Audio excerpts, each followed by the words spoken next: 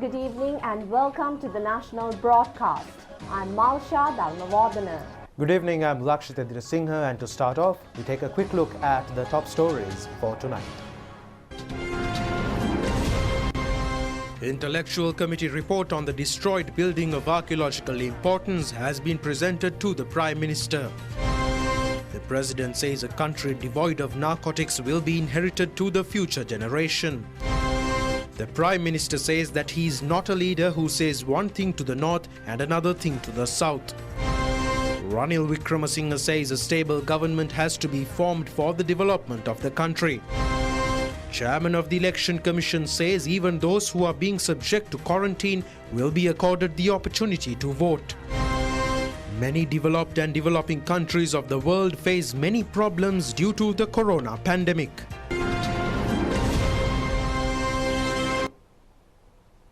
On to those and other stories in detail, starting off with your top story for tonight. The interim report on the destruction of the building where the Kurunegala Buaneka Hotel was maintained was handed over to Prime Minister Mahinda Rajapaksa today. It was presented by Director General of Archaeology, Dr. Senarath Dissanayake. Now, 5 preliminary proposals have been presented through the report. The first has been the speedy conservation of the old building. Proposals are also expected to be made to the Road Development Authority to revise the plan to expand this archaeological location. The committee has also proposed to take legal action against those who are responsible for the destruction of the building and also to recover necessary funds for the conservation of the property from the institutions and persons responsible for the destruction. The report points out that damages have occurred only to a portion of the roof and windows in the front section of the building. It adds that there is a possibility to conserve archaeologically these damaged segments. It has also been pointed out that building material, including wooden pillars and bricks in the rear section of the building, remained intact. Despite total destruction of this portion of the building, it has also been mentioned in the set of proposals that there is the possibility to restore the condition in the old section due to the reason that conservation plans have been described in detail by the Department of Archaeology in a previous occasion. The committee has been appointed on the instructions of Prime Minister Mahinda Rajapaksa. Membership of the committee is comprised of Director General of Archaeology Dr. Senarath Dissanayake, Honorary Professor of the Sri Jayawardhanapura University T.G. Kulatunga, Kurunegala Additional District Secretary G.A. Kitsiri, Acting Director of Development of the Central Cultural Fund Architect Sumedha Mathota, and Deputy Director of the Ministry of Buddha Sasana, Cultural and Religious Affairs and Archaeologist Prasad Ranasinghe. The Director General of Archaeology at a media briefing in Colombo yesterday said that a comprehensive report is scheduled to be handed over upon investigation of the incident in several angles.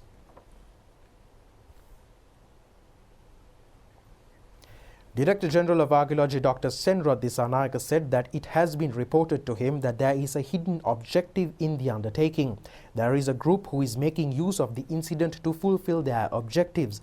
The Director General of Archaeology also said that they have examined the destroyed building. According to folklore, there is a connection of the building to the reign of King Bonekabahu. However, this fact has not been proven by any written evidence. The Director General also said that, however, a person named Modder had written in the year 1893 that a building belonging to the Kurunegala era was found at this location.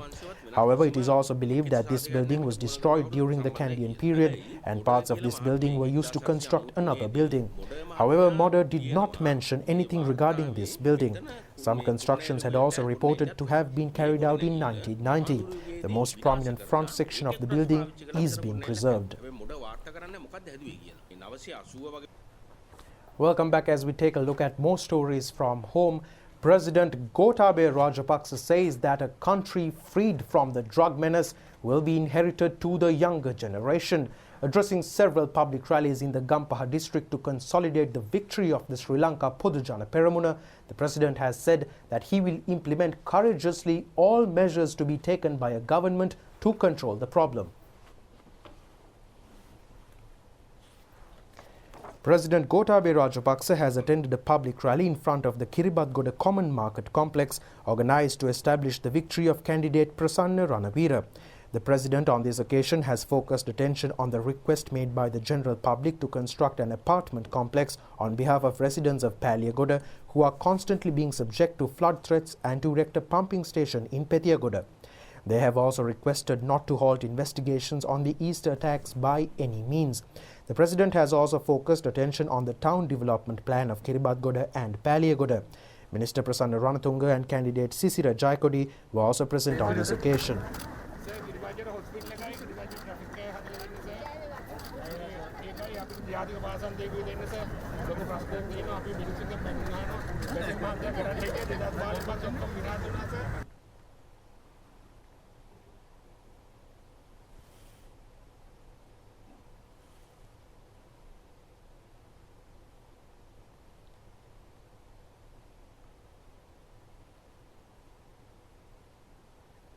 Thereafter, the President has attended a public meeting at the Siembalape Junction. He has inspected an exercising track constructed in the vicinity. The people at this instance has requested to reconstruct the area without delay and to develop a self-employment centre in line with the Diyata Uyana concept. The public meeting was organised by candidate Dulip Wijesekara.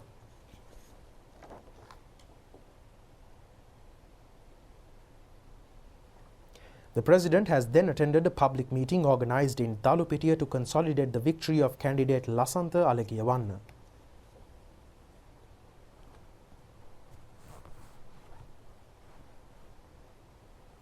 Meanwhile, the President has also attended a public meeting at the Talawakale town as well yesterday. The meeting has been organised to establish the victory of Sri Lanka Podujana Peramuna candidate Palani Shaktivel. President Gotabaya Rajapaksa has instructed officials on this occasion to provide solutions to the problems in the Nuwara district, including teacher shortage in schools. Grade 5 student at the Sumana Secondary School in Talawakale, J. Vidusha, has donated her cash till to be deposited to the COVID fund to the President.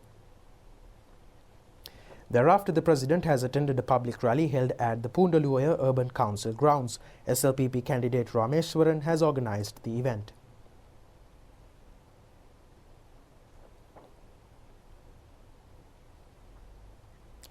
President Gotabaya Rajapaksa has later on participated in a public meeting in Kotagala town.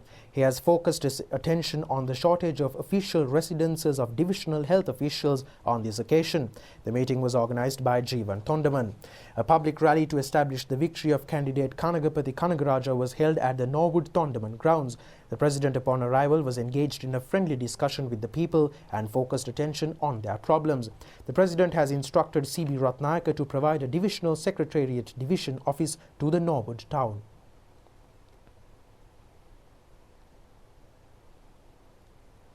The President has also attended a public rally organised near the Gregory Lake in Nuwara. Veteran cricketer Muthaiya Muridharan was also present on this occasion.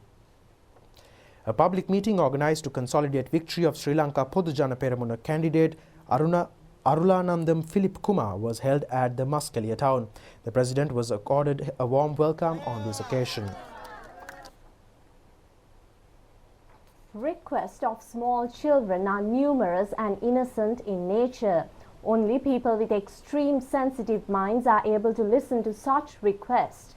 We have witnessed yesterday how expectations in the minds of the kids were fulfilled without any sense of despair. President Gotabaya Rajapaksa was engaged in a tour in the Nuwara district yesterday. The people have enlightened the President on the shortcomings and needs of the people in the district. One request was made by the students at the Puramadulla Vidyalaya. They wanted to develop the grounds of the Puramadulla Mahavidyalaya and to construct a bridge linking the grounds with the school. President have forwarded the request to the Army Commander. President Gotabaya Rajapaksa said that they have constructed the road. There is a swimming pool, grounds and a pavilion. The President further said that Army personnel have arrived for the construction program. Today was an enchanting day to the students of Puramadulla Vidyalaya. A group of soldiers attached to the Army Engineering Service Regiment have arrived to develop the school grounds. Under the first stage of the project, a foundation will be laid. Preparations for the laying of the foundation for the reconstruction of the stadium have commenced today. A flyover is to be built under the second stage. Puramadulla Mahavidyalaya have the largest ground among the schools in the central province. Prime Minister Mahinda Rajapaksa, addressing a public rally in Homagama, said that he is not a leader who says one thing in the north and another thing in the south. The President has presided over several public rallies to consolidate victories of candidates of the Sri Lanka Podujana Peramuna contesting the Colombo district today. Ministers Dinesh Gunawardena, Dr. Bandula Gunawardena and Gamini Lokuge were present at the Homagama public meeting. The Prime Minister further said that Sajith Premadasa is concealing his true policy to the people in the south. Prime Minister Mahinda Rajapaksa said that it is due to the commitments of our gallant soldiers that we are able to assemble freely. The war heroes have ended the war. If not, there would not have been the possibility to conduct an election in freedom. The Prime Minister further said that he does not say one thing in the north and another thing in the south. However, Sajith Premadasa, who is contesting from Colombo, is not such a person. The Prime Minister further said that Sajith Premadasa has told a newspaper yesterday that the 13 should be safeguarded without any changes. He was also reported to have stated that a solution should be provided giving equal rights to the Tamil people. Sajith Premadasa was also said to have stated that he will provide a solution by amalgamating North and the East. However, he is saying a different story in the south and that nobody should believe his utterances. Minister Dr. Bandula Gunawardena said that if a combination of Gotabaya Rajapaksa and Mahinda Rajapaksa is unable to change the course of the nation, it may become impossible to change the history of the country at any instance. This is the opinion of the majority. He has requested therefore to give two-third power in parliament to the Pohottuwa party without differences of political party colours in the interest of the motherland. Leader of the United National Party, Ranil Wickremesinghe, says that a stable government has to be formed for the future development of the country. He also points out that the formation of coalition government would only lead the country towards back. Ranil Wickremesinghe made these remarks at a meeting to consolidate victory of UNP candidate in Ratnapura district. Leader of the United National Party, Ranil Wickremesinghe, said that they are hoping to engage in activities without pulling anything.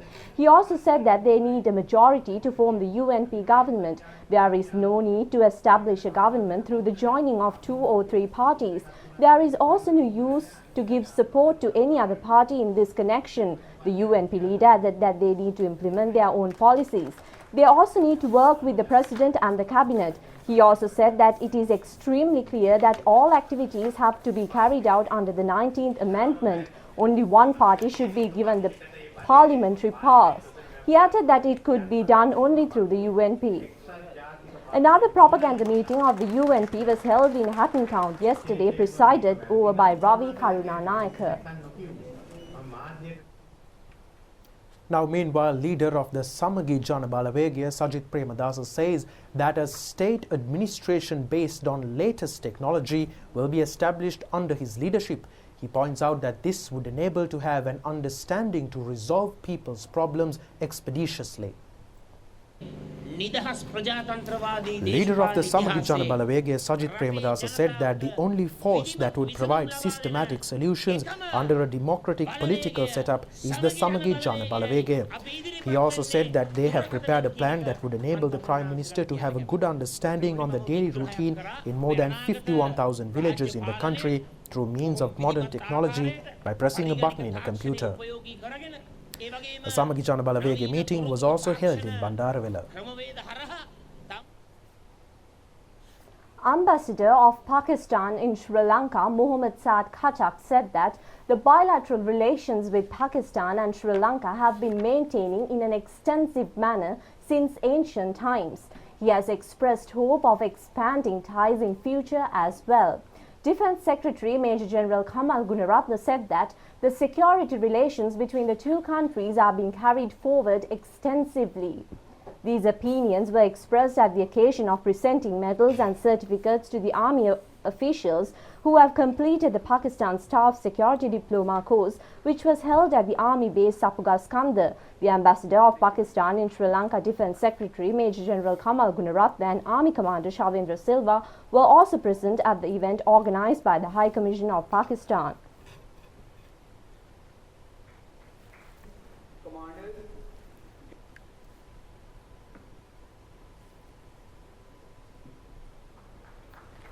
I would like to say that Sri Lanka is the first country. Sri Lankan officers are the first officers of our global graduates of Command and Staff College who have received this medal in their country. That shows the strength of our bilateral relation, the strength of our friends relation, and the relation that has grown from height to height since 1947 and 48 when both the countries became independent. You are all aware that Pakistan-Sri Lanka relationship is so deep and it is with so much of trust that when we have to act for help and support to each other, we think less and act more, and that is visible to the Sri Lankan people, that is visible to the Pakistani people. When Sri Lanka had difficult time in fighting the LTTE, Pakistan was standing beside Sri Lanka.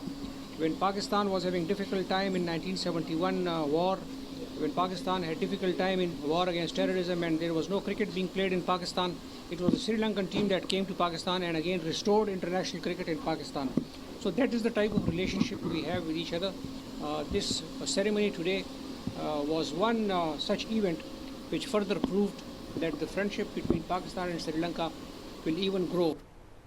The event has been organized by the Pakistan High Commission Office. The Ambassador of Pakistan in Sri Lanka has handed over complimentary awards to the Defence Secretary Major General Kamal Gunaratne and Army Commander Shavendra Silva.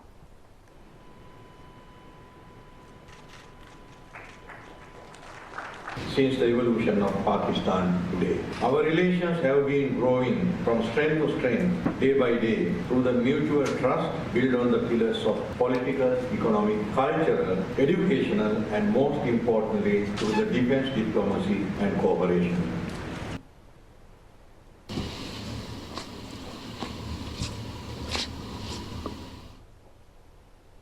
Not a single COVID-19 disease-infected person reported from the island yesterday. The Ministry of Health says no corona patients were reported from the country today as well. Total number of COVID-19 patients reported from Kandakadu Treatment and Rehabilitation Centre was 561. 451 out of them were inmates undergoing rehabilitation at the centre. 63 more others infected persons belonging to the staff and 5 others were invite staff. 42 corona patients were those who have had contact with the COVID-19 patients at the centre. Army Commander Lieutenant General Shavendra Silva said that even those who were identified as infected family members were actually those who were undergoing quarantine. The Army Commander added that so far they have been successful in restricting the infection to those families who had contact with the afflicted persons and prevent the infection spreading to the society. A total of 2,730 corona patients have fully cured. As a percentage, this is 75.6. Only 655 patients remain in hospitals undergoing further treatments. Meanwhile, Minister Pavitra Vanniyarachi says the Cabinet have granted approval to recommence activities of preschools throughout the island with effect from 1st of next month. Gampaha District Chief Medical Officer of Health Dr. Aruna Palitha says all factories in Gampaha District are now being able to maintain activities continuously according to health procedures. With that, we take a look at how the world is combating the COVID-19 pandemic.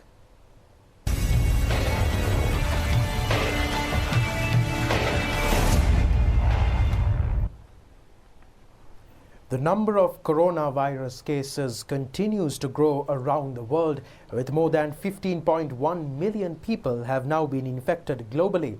More than 9.1 million have recovered from the disease, while over 620,000 COVID-19 related deaths have occurred across the globe thus far.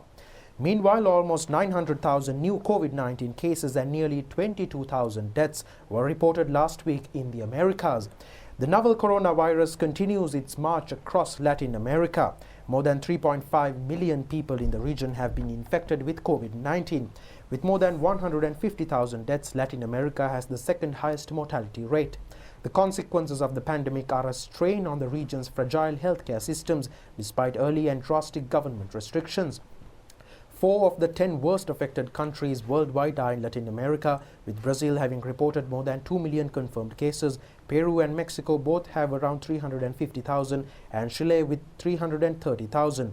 Smaller countries are also seriously affected, including Ecuador with more than 70,000 people infected and more than 5,000 deaths. Quito, the country's capital, is currently in crisis mode due to scarcity of intensive care beds in the country. More than 64,534 new cases and 1,082 deaths have been reported in the United States in the past 24 hours. It is the highest number of daily coronavirus deaths in the US in at least 2 weeks. Meanwhile, the United States has reported more than 4 million confirmed cases of coronavirus, while the country's death toll currently stands at 141,995. The totals include cases from all 50 states, District of Columbia and other U.S. territories, as well as repatriated cases. With over 2.1 million cases, Brazil has the second highest number of virus infections in the world. The country has recovered more than 44,000 confirmed cases in the past 24 hours, including over 1,000 COVID-related deaths. The current death toll in the country stands at 81,000 thus far. India, Russia and South Africa are among the rest of the top 5 countries with the highest number of infections. Meanwhile, India has recorded 37,724 new cases in the past 24 hours, increasing the overall tally to almost 1.2 million cases.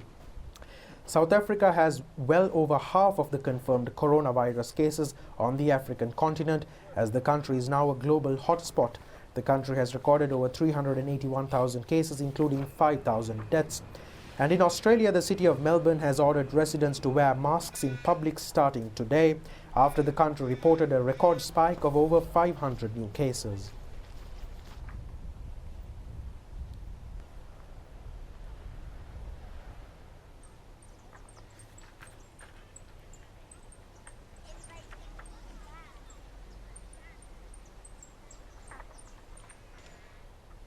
More news coming your way after this short break.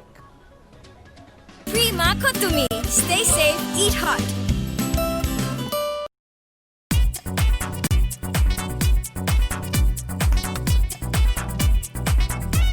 දිව පිනවන නව රස රස.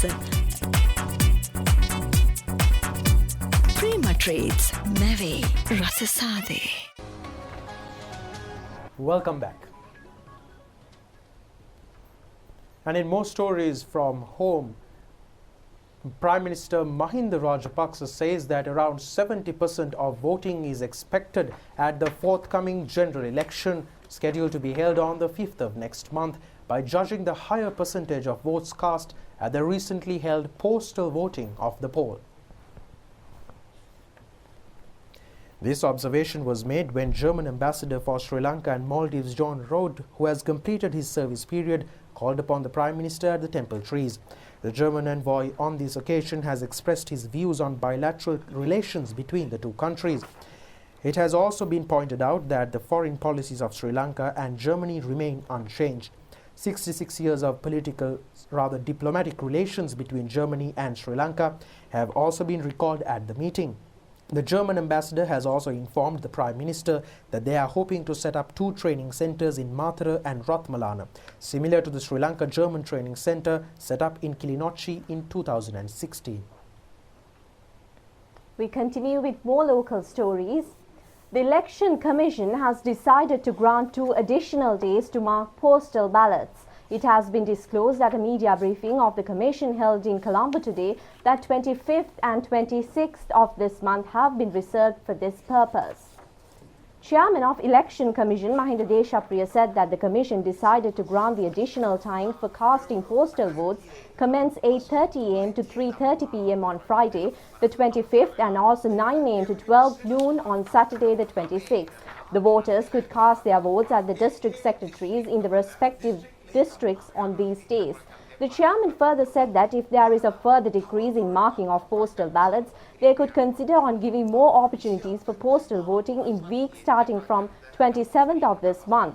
He added that if needed arises, the period of postal voting could be extended till the 31st of this month. A special methodology is also being implemented to facilitate those undergoing quarantine to cast vote. Chairman of the Election Commission Mahinda Deshapriya said that voting in quarantine centres will be carried out in the manner the postal voting is being conducted. Voting in quarantine centres will take place on the 31st of this month. The chairman further said they will still discuss whether voting for those who are engaged in quarantine in homes should be granted either on 31st of this month or on 5th of this month. He also said that they are hoping to give the opportunity to cast votes on the 5th. But the chairman added that they will be allowed to vote at special voting centres and not at centres where normal voting takes place. Now, meanwhile, the Cabinet has granted approval to provide benefits of Agrahar insurance to around 600,000 state pensioners. The Cabinet has granted approval to a proposal presented by Prime Minister Mahinda Rajapaksa in this regard. Earlier provision of Agrahar insurance benefits was restricted to government servants who had retired from service after 1st of January 2016. Accordingly, only 10% of the pensioners were entitled to the benefit. It has been observed at today's Cabinet meeting that a discrepancy has been created in granting Agrahar insurance benefits to pensioners. The government has also focused attention to further expand the Agrahar insurance scheme to allow all pensioners to enjoy a higher living standard. Now, meanwhile, Chairman of the Industrial Development Board, Upasena Disanayaka, says that necessary measures will be taken to ban the importation of scrap materials to Sri Lanka in order to strengthen the small and medium-scale enterprises in the country. He made these comments while addressing a media briefing held at the Ministry of Industries premises.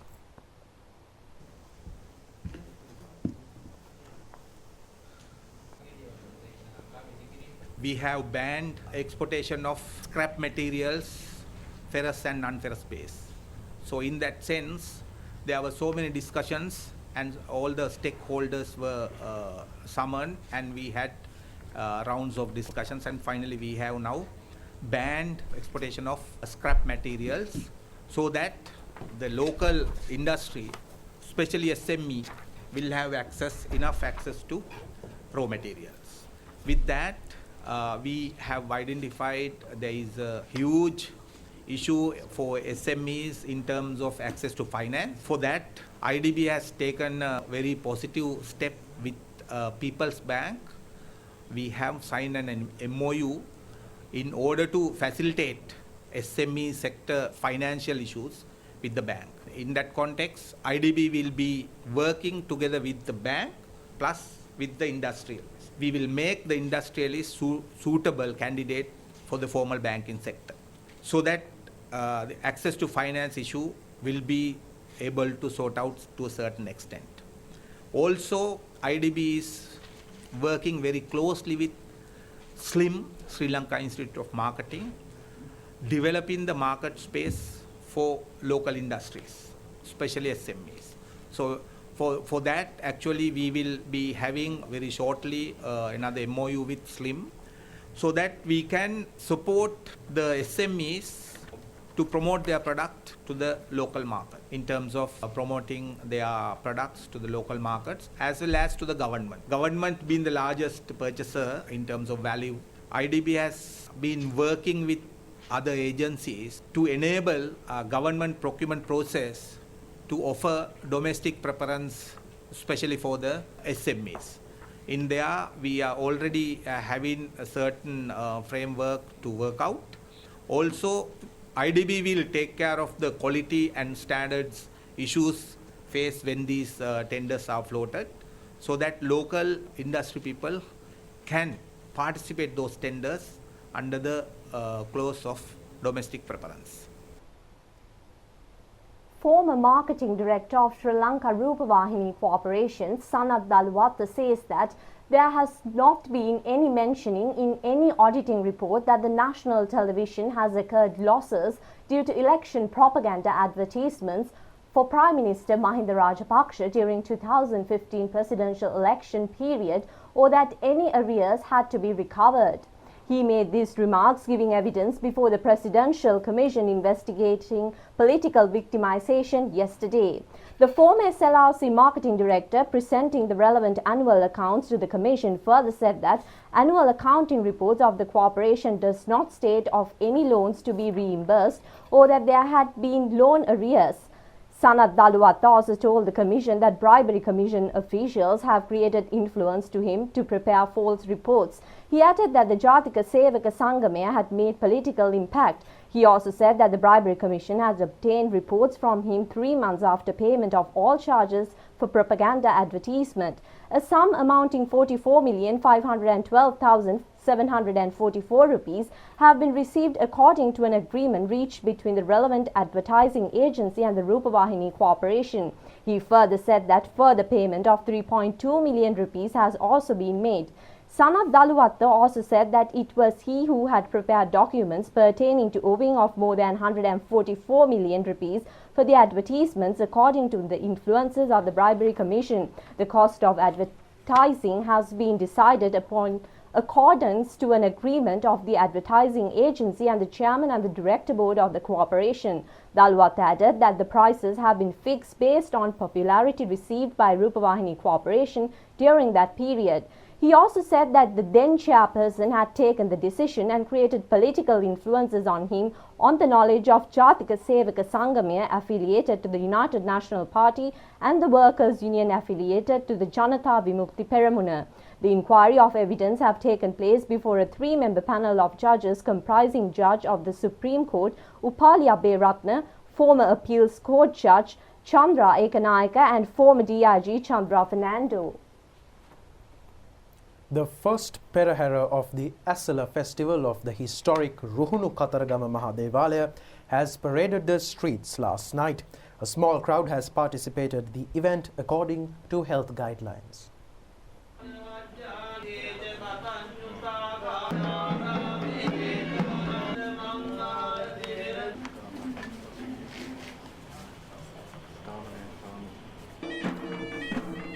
Prior to the commencement of the Perahera, firstly, all religious flags were hoisted at the mosque located in the Kataragama sacred site by Maudavi's Hindu priests and the acting Basnaik Nilami of the Kataragama Devalaya, Dilruwan Rajapaksa. The Asala procession has commenced at the auspicious time of 7:15 p.m.